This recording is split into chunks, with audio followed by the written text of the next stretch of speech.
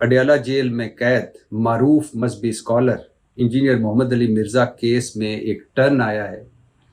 Engineer محمد علی مرزا صاحب کے 2 عدالتوں میں کیس چل رہے ہیں۔ ایک لاہور ہائی کورٹ کے راولپنڈی بینچ کے سامنے ان کی ایک درخواست ہے، اور دوسرا اسلام آباد ہائی کورٹ میں ان کا ایک کیس ہے۔ پہلے اسلام آباد ہائی کورٹ کی بات کر لیتے ہیں۔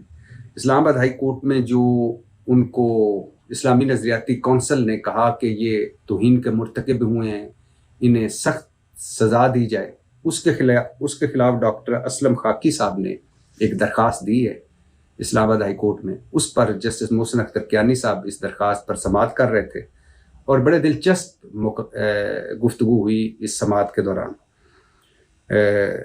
اس درخواست میں انجینئر محمد علی مرزا صاحب نے بھی فریق بننے کی درخواست دی، لیکن اس درخواست پر اعتراضات لگے ہیں، اور ابھی جج صاحب نے کہا کہ ان اعتراضات کو دور کیا جائے تاکہ پھر میں فیصلہ سنا سکوں کہ انجینئر محمد علی مرزا بھی اس کیس میں فریق بن سکتے ہیں کہ نہیں۔ اچھا، جج صاحب نے اس میں کہا کہ یہ کارروائی اسلامی نظریاتی کونسل کی رائے کی بنیاد پر ہوئی ہے، اور اگر ایسا ہے تو اس تصور کے مطابق تو تمام توہین کے کیسز کونسل کو بھیجے جانے چاہیے۔ ڈاکٹر اسلم خاکی صاحب نے بتایا کہ کونسل نے اپنے دائرہ اختیار سے تجاوز کیا، مطلب اسلامی نظریاتی کونسل نے اپنے دائرہ اختیار سے تجاوز کیا ہے۔ ویسے اسلامی نظریاتی کونسل فتووں والی کونسل تو ہے نہیں۔ کونسل صرف صدر یا صوبے کے گورنر کی درخواست پر رائے دینے کی مجاز ہے۔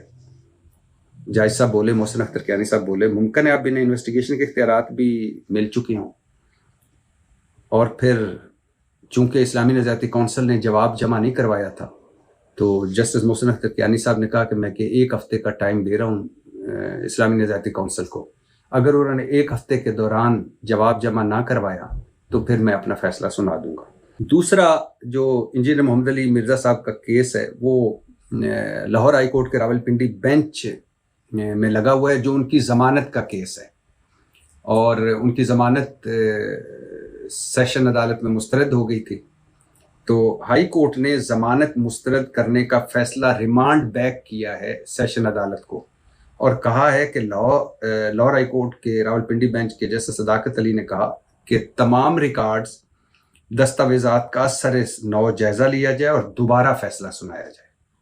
اب 2 کیس ہیں انجینئر محمد علی مرزا صاحب کے۔ میں بہت دفعہ کہہ چکا ہوں کہ یہ وہ مذہبی اسکالر ہیں کہ جو درود پاک سے اپنی بات کا آغاز کرتے، اور جو کہتے ہیں میرے نبی سا ہے ہی کوئی نہیں، جن کا یہ نعرہ ہے، ان کے وہ 26 اگست کو انہیں گرفتار کیا گیا۔ ان کی اکیڈمی جیل اکیڈمی سیل ہے، وہ اڈیالہ جیل میں قید ہیں۔